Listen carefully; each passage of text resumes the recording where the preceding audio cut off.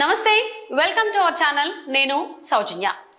ప్రతిపాడు నియోజకవర్గానికి చెందినటువంటి కోవూరు లక్ష్మి ఢిల్లీ వెళ్ళడం జరిగింది. ఢిల్లీ వెళ్ళి రాష్ట్రపతి ద్రౌపది ముర్ము గారిని, అలాగే ప్రధానమంత్రి నరేంద్ర మోదీని, అంతేకాకుండా సుప్రీంకోర్టు న్యాయమూర్తులు ఎవరైతే ఉన్నారో ప్రధాన న్యాయమూర్తులు వారిని కూడా కలిసి ప్రతిపాడులో జరుగుతున్నటువంటి అక్రమాల గురించి, అలాగే ఎన్నికలు వస్తున్నటువంటి నేపథ్యంలో అక్కడ జరిగిన అధికార దుర్వినియోగం గురించి, అక్రమాల గురించి కూడా చెప్పాలనే ఉద్దేశంతో వాళ్ళని అపాయింట్మెంట్ అడగడం జరిగింది. బట్ అనివార్య కారణాల వల్ల వాళ్ళ అపాయింట్మెంట్ దొరకలేదు. బట్ ఢిల్లీలోనే వారికి వినతి పత్రాలు అందజేయడం జరిగింది. అందజేసిన తర్వాత ఆవిడ వారి బయట అంటే అసలు ఏం జరుగుతుంది అక్కడ అనేది వారి మాటల్లో చెప్పారు. చెప్తూ ఉండగానే ఫైనల్ గా లాస్ట్కి వచ్చేసరికి ఆమె ఎడమ చేతి బొటన్ వేలు కూడా కట్ చేసుకోవడం జరిగింది. ఆవిడ అసలు ఢిల్లీ ఎందుకు వెళ్ళారు, వినతిపత్రం ఏమి ఇవ్వాల్సి వచ్చింది, అసలు ఏముంది వినతిపత్రంలో అనేది ఆవిడ మాటల్లోనే ఒకసారి విందాం.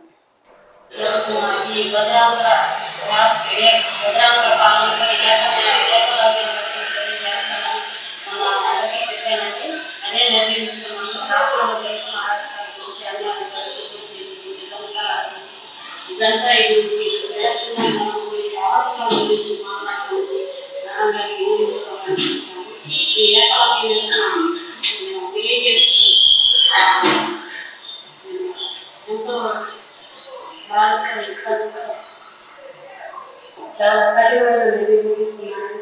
ఈ నిర్ణయానికి కారణం నాకు జరిగిన అన్యాయం, వాళ్ళందరి కోసం నేను చాలా వాళ్ళందరి కోసం నేను ఈ నిర్ణయం తీసుకోవాల్సి వచ్చింది. ఈ నిర్ణయం కోసం నన్ను మన్నించాలని పెద్దలుగా మన చంద్రచూడ్ గారికి అందుకే ఈ నిర్ణయం తీసుకొని నాకు జరిగిన అన్యాయం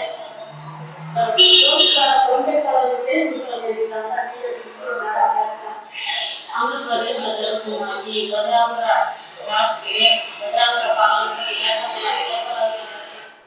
సో విన్నారు కదండి, ఆంధ్రప్రదేశ్లో చాలా అక్రమాలు జరుగుతున్నాయి, అధికార దుర్వినియోగం జరుగుతుంది.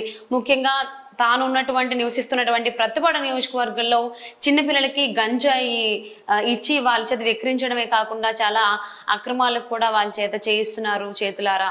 అంతేకాకుండా ప్రభుత్వ అధికారుల సంతకాలను చేసి భూ కబ్జాలను కూడా చేస్తూ ఉన్నారు. దానికి సంబంధించి ఎన్నిసార్లు కంప్లైంట్ ఇచ్చిన అధికారులు కానీ కలెక్టర్లు కానీ ఇటువంటి చర్యలు తీసుకోవడం లేదు, అలాగే స్పందించట్లేదు, కేసులు కూడా పెట్టట్లేదు. సో అలా పెట్టడం వల్ల ఎవరైతే మాజీ హోంమంత్రి ఎవరైతే ఉన్నారో సుచరిత, వారి అనుచరులే ఈ దారుణాలకు అన్నింటికి పాల్పడుతున్నారు. ఈవెన్ నా మీద కూడా కేసులు పెట్టడం, మా చుట్టుపక్కల ఉన్న వాళ్ళ మీద కూడా మేమేం తప్పులు చేయకపోయినా కానీ మా మీద కేసులు పెట్టి మమ్మల్ని ఇబ్బంది పెడుతున్నారు. అందుకే నేను ఢిల్లీ వచ్చి ఈ అన్ని విషయాలు కూడా రాష్ట్రపతి ద్రౌపది ముర్ము గారికి, అలాగే ప్రధానమంత్రి నరేంద్ర మోదీకి అండ్ సుప్రీంకోర్టు న్యాయమూర్తులకు కూడా తెలియజేయాలనేటువంటి ఉద్దేశంతో ఇక్కడ రావడం జరిగింది. సో ఇన్ని ఇబ్బందులు పడ్డాను కాబట్టి మా వాళ్ళు కూడా చాలా ఇబ్బందులు పడ్డారు. అందుకోసమే నేను ఇప్పుడు చేసినటువంటి ఏదైతే పని ఉందో అంటే ఆవిడ ఎడమ చేతి బొటన్ వేలుని కట్ చేసుకోవడం జరిగింది. ఇంతవరకు చేయాల్సి వచ్చింది. ఈ పని చేసినందుకు కూడా నన్ను అందరూ క్షమించాలని కూడా ఆవిడ వీడియోలో చెప్పడం జరిగింది. సో ఈ తర్వాత అయినా, ఈ వీడియో చూసిన తర్వాత అయినా ఆంధ్రప్రదేశ్లో జరుగుతున్నటువంటి ఈ అక్రమాలకి దారుణాలకు కూడా అడ్డుకట్టు వేయాలని చెప్పి ఆశిద్దామండి. సో ఎవరైతే కోవూరు లక్ష్మి గారు ఉన్నారో ఇప్పుడు ఆవిడ ఫోన్ లైన్ లో మనతో పాటు ఉన్నారు. అసలు ఏం జరిగింది ఢిల్లీలో, ఆవిడకి ఏమన్నా కొన్ని ఇబ్బందులు ఏమైనా జరిగాయని వారిని అడిగి డైరెక్ట్ గా తెలుసుకుందాం. లక్ష్మి గారు నమస్తే. నమస్తే అండి. సో అంటే మీరు ప్రతిపాడు నియోజకవర్గంలో ఇబ్బందులు ఎదుర్కొంటున్నారు, అక్రమాలు దారుణాలు జరుగుతున్నాయి అధికార ప్రభుత్వం నుంచి అని చెప్పేసి అన్నారు కదా, అసలు ఏం జరిగిందండి? అక్కడ చిన్నపిల్లలతో గంజాయి తాగించడం, మైనర్ బాలికల్ని డబ్బును ఆశించి వాళ్ళది రేపు గ్యాంగ్ రేపు లాంటివి, అలాగే ఎంఆర్ఓ సంతకాలు ఫోర్జరీ చేసి వాళ్ళే పట్టా ఇష్యూ చేయడము, ఎంఆర్ఓ గారితో పని లేదు, ఆర్టీఓ కలెక్టర్తో పని లేదు, ఇంకంతా వీళ్ళే ఇష్యూ చేయడం అనమాట. అలాగే భూ కబ్జాలు చేయడం, భూ కబ్జాలు చేసి మాకు చేసేవని అని ఎవరన్నా ఎదురు తిరిగితే వాళ్ళపై దాడులు చేయడము, మైనర్ బాలికలపై అరాచకాలు చేయడము, ఇంకా ఈ వాళ్ళు చేసే 1-2 కాదండి, అరాచకాలు చాలా ఎన్నో చేస్తా ఉన్నారండి. నా విషయంలోనూ నాతో పాటు వచ్చిన నిందల విషయంలో కూడా ఎన్నో సార్లు నాపై దౌర్జన్యం ఎన్నో సార్లు. అంటే ఈ సుచరిత గారి అనుచరులు అంటారు కదా, వాళ్ళు ఏ విధంగా ఇబ్బంది పెట్టారు వీళ్ళందరూను? అంటే మీరు చెప్పారు కదా మాజీ మంత్రి సుచరిత అనుచరులు ఎవరైతే ఉన్నారో వారే ఈ దౌర్జన్యాలన్నిటికీ పాల్పడుతున్నారు అన్నారు కదా, మిమ్మల్ని కానీ మీ స్నేహితుల్ని మిత్రుల్ని బంధువుల్ని ఏ విధంగా ఇబ్బంది పెట్టారు, అసలు ఏం చేశారంటారు?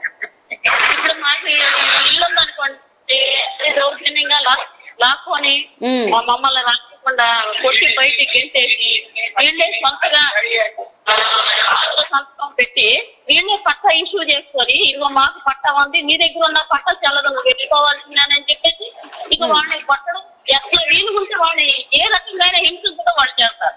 ఓకే, అది ప్రభుత్వం దృష్టికి తీసుకెళ్లి కలెక్టర్ గారి దృష్టికి తీసుకెళ్లి 200 మంది ధర్నాలు చేశాము. అప్పుడు కలెక్టర్ గారు ఎంఆర్ఓ గారికి ఆదేశాలు ఇచ్చారు. అది అసలు అక్కడ ఏం జరుగుతుందో చూడమని అంటే వచ్చి ఎంక్వైరీ చేసి అన్ని కరెక్ట్ చెప్పి అన్ని సహకరించి ఏది ఎంఆర్ఓ వేయటం, భూ కబ్జాలు, ఇక మేము ఏదైతే ఇష్యూ పెట్టామో అవన్నీ వాస్తవాలని చెప్పి మళ్ళీ కలెక్టర్ గారికి నివేదిక ఇచ్చారు ఎంఆర్ఓ గారు. వెంటనే వాళ్ళ మీద యాక్షన్ తీసుకోమని 2019-20లోనూ ఎఫ్ఐఆర్ కూడా కట్టారు. ఓకే, ఎఫ్ఐఆర్ కట్టినా కూడా ఇంతవరకు వాళ్ళ మీద చర్యలు లేవు.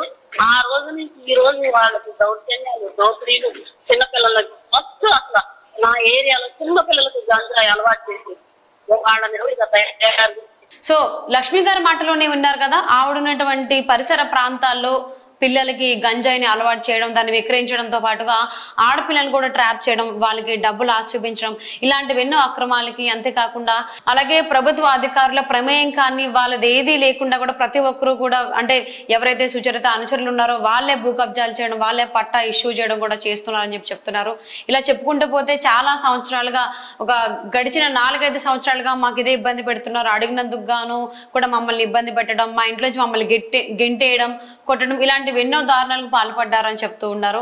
మరి ఈ అంశం పైన రాష్ట్రపతి ద్రౌపది ముర్ము అలాగే ప్రధానమంత్రి నరేంద్ర మోదీ త్వరలోనే స్పందిస్తారని చెప్పి కోరుకుందామండి. Thank you for watching.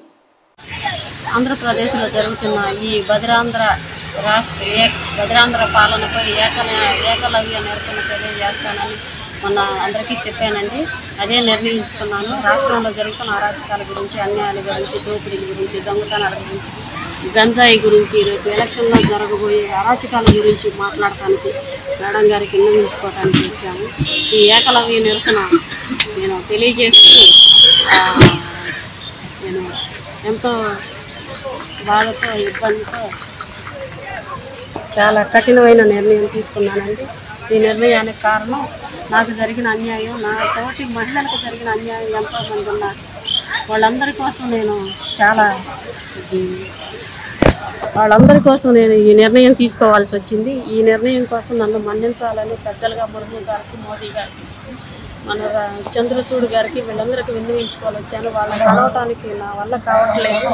అందుకే ఈ నిర్ణయం తీసుకొని నాకు జరిగిన అన్యాయాన్ని పోస్ట్ ద్వారా పంపించాలనే ఉద్దేశంతో నేను ఇదంతా వీడియో తీసి మేడం